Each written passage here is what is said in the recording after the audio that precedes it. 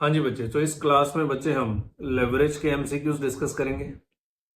चलिए आइए। सो लेवरेज आपको पता है छोटा सा चैप्टर है, 5-6 फॉर्मूले हैं, उन्हीं के ऊपर क्वेश्चन घुमा घुमा के पूछते हैं।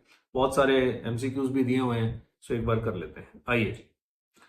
गिवन, क्या ये आप खुद कर सकते हैं? फर्स्ट प्रेफरेंस है आप खुद ही करिए, आप मेरे से ना देखिए। बुक आपके पास है, आप एमसीक्यूज जाइए खुद सॉल्व कर लीजिए, और जहां दिक्कत आए वो मेरी वीडियो से देख लीजिए। तो मेरी वीडियो क्यों देखनी है? मैं तो अपनी जिम्मेवारी निभाता हूं कि जो बच्चे खुद नहीं करते वो एटलीस्ट मेरा वीडियो देख के पढ़ तो लेंगे। सो अदरवाइज ये आपको खुद ही करने हैं। इसमें कुछ नया नहीं है जो मैंने आपको क्लास में नहीं बताया हुआ है, सब कुछ बताया हुआ है। ठीक है, चलिए आइए। सो पहला प्रैक्टिकल आ गया है। तो ऑपरेटिंग फिक्स्ड कॉस्ट है 20,000, याद है मैंने बताया था लेवरेज का सवाल करना है तो इनकम स्टेटमेंट बन जाए बस। अगर आपकी इनकम स्टेटमेंट बन गई तो आपका लेवरेज का क्वेश्चन तो अपने आप ही हो जाएगा। तो ऑपरेटिंग फिक्स्ड कॉस्ट है 20,000, सेल्स है 1,00,000 रुपया, पीवी रेशियो है 40%, वगैरह ऑपरेटिंग लेवरेज बता दो। तो डिग्री ऑफ ऑपरेटिंग लेवरेज का फॉर्मूला क्या होता है? Contribution divided by EBIT. तो सेल्स को पीवी रेशियो से मल्टीप्लाई करेंगे तो कॉन्ट्रीब्यूशन आएगा कितना? 40,000 माइनस फिक्स्ड कॉस्ट करेंगे 20,000, तो ये आ गया आपका ईबीआईटी कितना? 20,000। तो 40/20 आपका आंसर कितना है? 2। ठीक है ये कोई क्वेश्चन है? हमने ऐसे पता नहीं कितने क्वेश्चन क्लास में किए हुए हैं, पर चलो अब करने तो हैं ये सारे। सो ये आपका 2 आंसर है। नेक्स्ट देखिए, प्रैक्टिकल तो आपको कोई दिक्कत ही नहीं है। If EBIT is 15 lakh, interest is 2.5 lakh, तो ईबीटी हो गया आपका 12.5 lakh, tax rate 40%, degree of financial averages. तो डिग्री ऑफ फाइनेंशियल एवरेज क्या होता है? EBIT upon EBT. तो 15 lakh divided by 15 lakh minus 2.5 lakh, 12.5 lakh. So 15 lakh divide by 12,50,000, that is 1.2। Clear है? Next, if DOL is 1.4, DOL is 1.99, DCL is equal to, तो DCL किसके बराबर होता है? DCL is DOL into DFL. तो मैं ये लिख के करता हूं, आपको ये लिख के नहीं करने, मुझे तो आपको दिखाना होता है ना कि हाँ ये कैसे किया है मैंने। नहीं तो ये सब कैलकुलेटर पे हो जाते हैं। 2.46 यानी कि 47, 2.4676 आ रहा है, मतलब 2.47। ये कितने इजी हैं देखो। Operating leverage is calculated as contribution divide by EBIT. ये क्या सवाल है? ये आपके स्टडी बिल के क्वेश्चन है सारे के सारे। इंस्टीट्यूट कहता है ये पढ़ा दो, पेपर में इतने जबरदस्त एमसीक्यूज आते हैं, वो भी करेंगे हम। केस स्टडीज आते हैं पेपर में ज्यादा, तो वो भी करेंगे। Contribution divided by EBIT. ठीक है, next, financial leverage is calculated as EBIT upon EBT. ये रहा ईबीआईटी अपॉन पीबीटी। पीबीटी मतलब प्रॉफिट बिफोर टैक्स, है ना, जैसे मर्जी सोच लो। तो EBIT upon EBT. Next, which of the following is correct? तो सीएल इज कंबाइंड लेवरेज, तो combined leverage is equal to operating leverage into financial leverage. C is the answer. अब इसमें मैं क्या ही पढ़ूं, मतलब ये तो सूरज को दिया दिखाने वाला काम है। आपने इतने अच्छे से ये चैप्टर किया हुआ है। विच of the following indicates business risk? तो बिजनेस रिस्क तो बच्चे ऑपरेटिंग लेवरेज बताते हैं, फाइनेंशियल रिस्क फाइनेंशियल लेवरेज बताता है, और ओवरऑल रिस्क कौन बताता है? कंबाइंड लेवरेज बताता है। अच्छे से एक एक बात क्लास में पढ़ाई हुई है। ये एमसीक्यूज तो सिर्फ करा रहे हैं कि चलो बच्चे खुद नहीं करते, अदरवाइज जरूरत थोड़ी ना है, आप खुद भी कर सकते हैं। हाँ, केस स्टडीज करने की जरूरत है, वो भी कराएंगे आपको। Next, degree of combined leverage is the fraction of, degree of combined leverage याद है? कंबाइंड लेवरेज किसके बराबर होता है? Percentage change in EAESH divided by percentage change in sales. अब नीचे देखते हैं ऑप्शन क्या है। Percentage change in EBIT divide by percentage change in sales, no, ये तो डीओएल होता है। Percentage change in EPS on percentage change in sales, this is the answer. ईएईएसएच क्या होता है? ईपीएस। फिर भी बाकी पढ़ लेते हैं। Percentage change in sales on percentage change in EPS, no. ध्यान से, ये गलती हो जानी है पेपर में, प्लीज बहुत ध्यान से पढ़िए। क्या लिखा है? Percentage change in EPS on percentage change in sale. Sale अगर 10% से चेंज होता है तो ईपीएस कितने से चेंज होता है, इसलिए ये आंसर है। नीचे उल्टा है कि ईपीएस कितने से चेंज होता है तो सेल पे क्या इंपैक्ट होता है। नहीं नहीं नहीं, ये आंसर नहीं है। कंबाइंड लेवरेज किसका रिलेशनशिप बताता है? देखो ये लिखने में आंसर में गलती हो जानी, चाहे आपको आता भी हो। कंबाइंड लेवरेज दो चीजों का रिलेशन बताता है, relationship between sales and EAESH oblique EPS. ठीक है, तो वो बताता है सेल अगर 10% से चेंज हो तो आपका ईपीएस कितने परसेंट से चेंज होगा। सेल अगर 10% से चेंज हो तो आपका ईपीएस कितने परसेंट से चेंज होगा, ये बताता है आपको, ठीक है, इसलिए बी आंसर है। From the following information calculate combined leverage. तो बच्चे इनकम स्टेटमेंट बना लेते हैं। सेल दी हुई है 20 लाख, वेरिएबल कॉस्ट 40% 80 लाख, तो कंट्रीब्यूशन हो गया कितना 120 लाख, फिक्स्ड कॉस्ट 10 लाख नहीं सेल, एक मिनट, सेल्स 20 लाख, 20 लाख का 40% हो गया 8 लाख, ये हो गया 12 लाख, फिक्स्ड कॉस्ट 10 लाख, तो ईबीआईटी हो गया आपका 2 लाख, इंटरेस्ट भी माइनस करना पड़ेगा, 10 लाख का 8% 80,000, तो ये आ गया आपका 1,20,000, ठीक है। तो कंट्रीब्यूशन डिवाइडेड बाय ईबीटी, तो 12 लाख डिवाइड बाय 120, 10 टाइम्स, क्योंकि इससे आगे तो हम तब जाते हैं ना जब सवाल में प्रेफरेंस शेयर हो। अगर प्रेफरेंस शेयर नहीं है तो DOL shows the relationship between sales and EBT, पर ऊपर सवाल में तो ओवरऑल आंसर पूछा था ना। अगर प्रेफरेंस शेयर नहीं है तो DOL shows the relationship between sales and EBT. Clear है। Next 10 times. Operating leverage is a function of which of the following factors. इस तरह के सवाल आपके लिए नए हैं। अमाउंट ऑफ वेरिएबल कॉस्ट देखते हैं, variable contribution margin, volume of purchase, amount of semi variable cost. Tricky question है भाई, बहुत ट्रिकी सवाल है। तो क्या कहना चाह रहे हैं, operating leverage is a function of which of the following factors. तो ऑपरेटिंग लेवरेज का फॉर्मूला होता है contribution divided by EBIT. It's a function of which of the following factors. क्या अमाउंट ऑफ वेरिएबल कॉस्ट इसमें use होता है? No, ये question सही नहीं है। टेक्निकली तो पता नहीं वो क्या कहना चाहता है, क्योंकि लग रहा है वो ये कहना चाहता है कि इसके चेंज होने से आपका डीओएल चेंज होता है। तो फिर टेक्निकली तो amount of variable cost change होने से कंट्रीब्यूशन चेंज हो जाएगा और आपका वेरिएबल कॉस्ट चेंज और डीओएल भी चेंज हो जाएगा। पर पता नहीं क्या कहना चाहता है। Volume of production, volume of purchase नहीं, वॉल्यूम ऑफ परचेज नहीं, वॉल्यूम ऑफ प्रोडक्शन से हो सकता है। ये आंसर तो नहीं है। Amount of semi variable cost, इससे भी हो सकता है, क्योंकि सेमी वेरिएबल हम कॉस्ट अकाउंटिंग में पढ़ते हैं, उसके दो टुकड़े होते हैं, एक पार्ट होता है फिक्स्ड कॉस्ट, एक पार्ट होता है variable cost.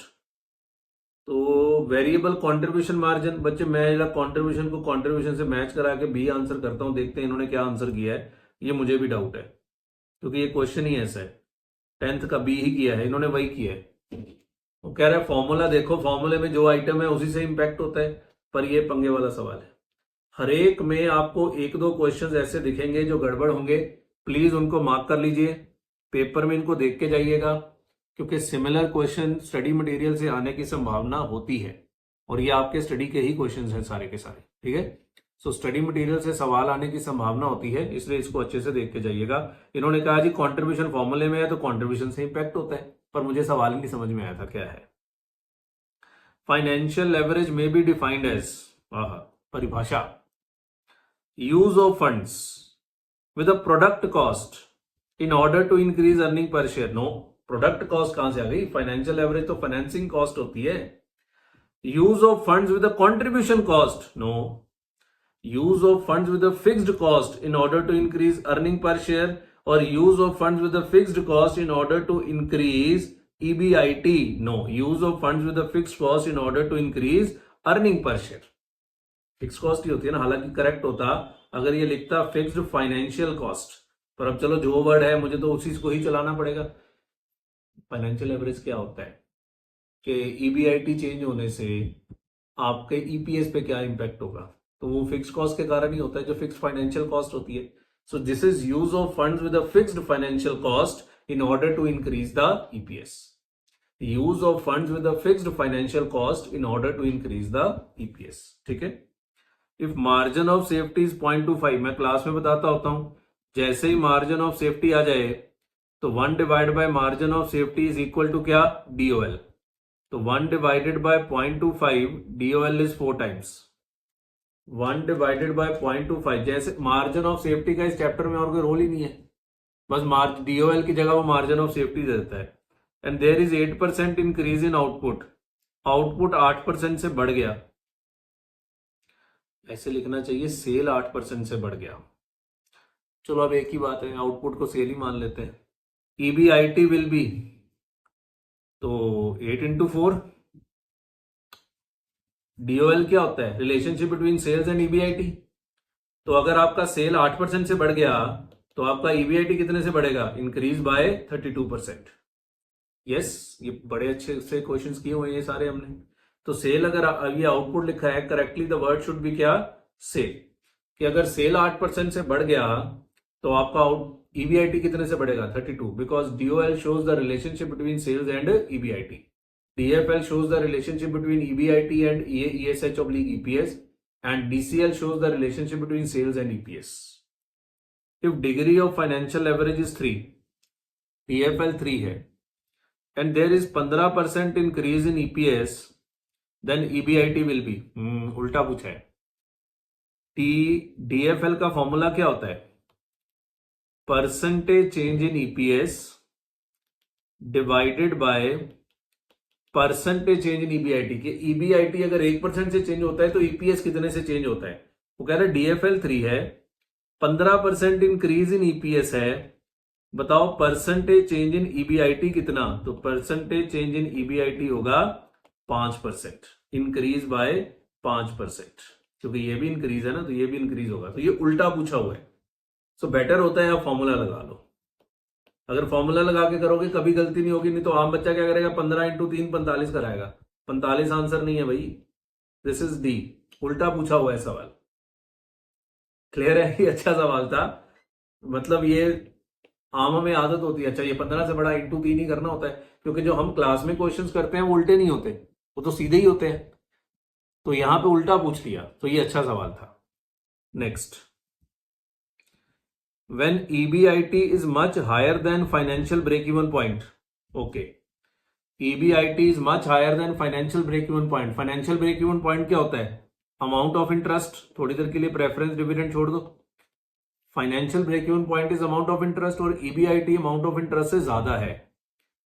Then degree of financial leverage will be slightly, degree of financial leverage, मान लो आपका इंटरेस्ट 1 लाख है, EBIT इज मच हायर है, EBIT 1.5 लाख है, तो आपका EBT कितना आएगा? 50,000। तो आपका DFL कितना है? 3। तो पढ़ते हैं आंसर।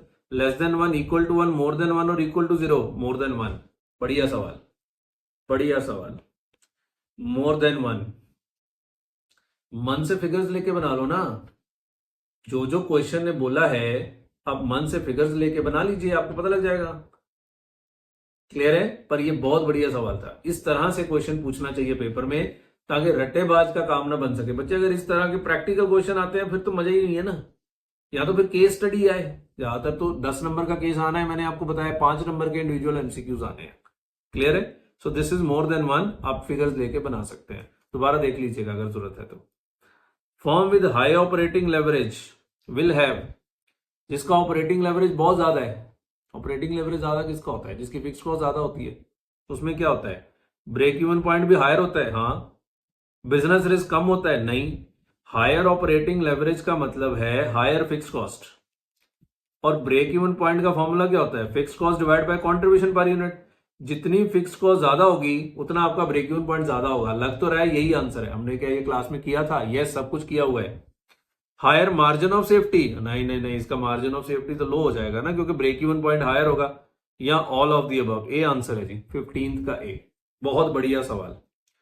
इस तरह के क्वेश्चंस आने चाहिए प्लीज, इस तरह के क्वेश्चंस आने चाहिए आपको पेपर में। So firm with high operating leverage will have the higher break even point. ठीक है? When sales are at break even point, sales are at break even point मतलब EBIT 0, मतलब मन से भी आ जाना चाहिए। The degree of operating leverage will be infinite, क्योंकि जब sales at break even point होगा तो EBIT क्या होगा? 0। मैं पूछता हूं ऑपरेटिंग ब्रेक इवन पॉइंट क्या होता है? That level of sales where EBIT is 0। Operating break even point is that level of sales where EBIT is 0। ये अच्छे सवाल है। Operating break even point is that level of sales where EBIT is 0। और अगर EBIT 0 है तो DOL का formula क्या होता है? Contribution divide by EBIT and anything divide by zero is क्या, इनफाइनाइट। इस तरह के कॉन्सेप्चुअल क्वेश्चन आए, हालांकि ये छाप छाप के हमने क्लास में थ्योरी भी लिखवाई हुई है, सब कुछ किया हुआ है। If degree of combined leverage is 3, DCL 3 है, मार्जिन ऑफ सेफ्टी इज 1.5, तो 1 डिवाइड बाय 0.5 इज 2, मतलब डीओएल 2 हो गया, डीओएल इज 2।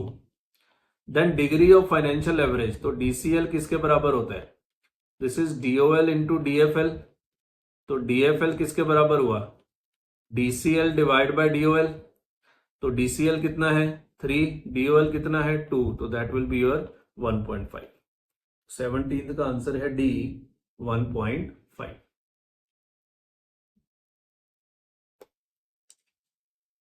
ये थोड़े ज्यादा अच्छे क्वेश्चंस हैं, हालांकि ये किए हुए हैं क्लास में, बट स्टिल ये अच्छे सवाल हैं।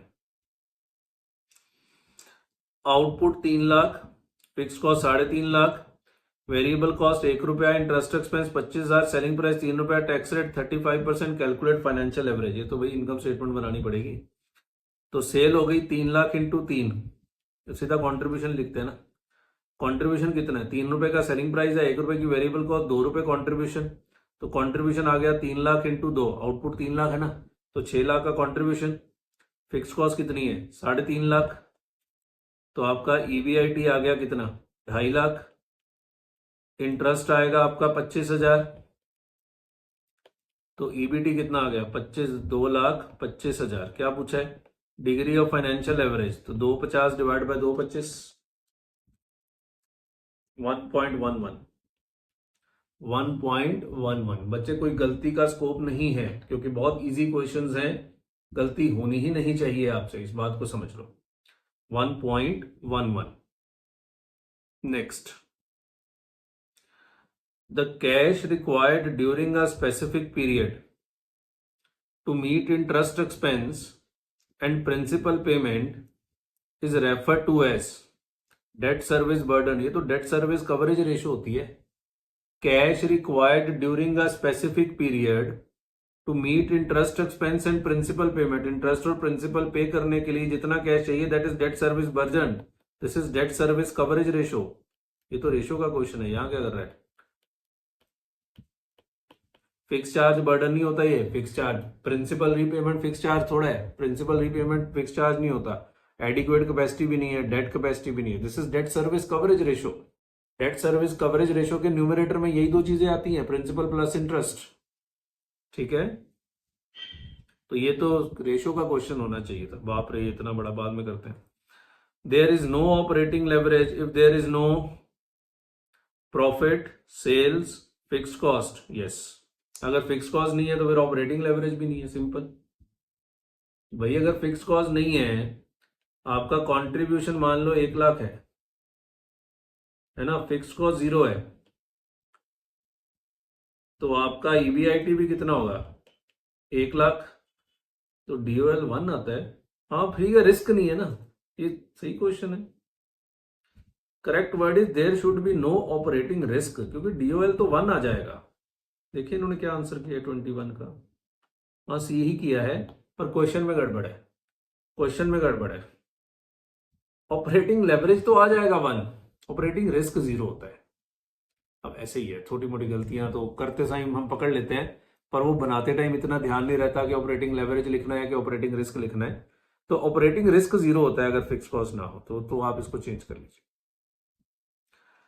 A firm with high operating leverage is characterized by dash, while one with high financial leverage is characterized by dash. A firm with high operating leverage is characterized by low fixed cost? No, क्योंकि high operating leverage मतलब high fixed cost. High variable cost? No. High fixed cost and high fixed financial cost? Yes. Third is the answer. ठीक है, देखिए 22, yes, C. भाई high leverage है, high operating leverage है, high financial leverage है, तो मतलब आपकी फिक्स्ड ऑपरेटिंग कॉस्ट भी ज्यादा है और आपकी फिक्स्ड फाइनेंशियल कॉस्ट भी ज्यादा है, ठीक है ना। So high fixed cost of production and high fixed financial cost. Clear है। Next, operating leverage is 7, financial leverage is this, how much change in sales will be required to bring 70% change in EBIT. तो बच्चे sales और EBIT का relationship कौन बताता है? DOL. DOL बताता है percentage change in EBIT divided by percentage change in sales. तो डीओएल है 7, 70% ईबीआईटी में चेंज करना है तो सेल में कितना चेंज करना होगा? 10%। ये देखो जानबूझ के फाइनेंशियल एवरेज भी देता है कि आप गलती करें। तो 23rd का आंसर देख लो, ए है।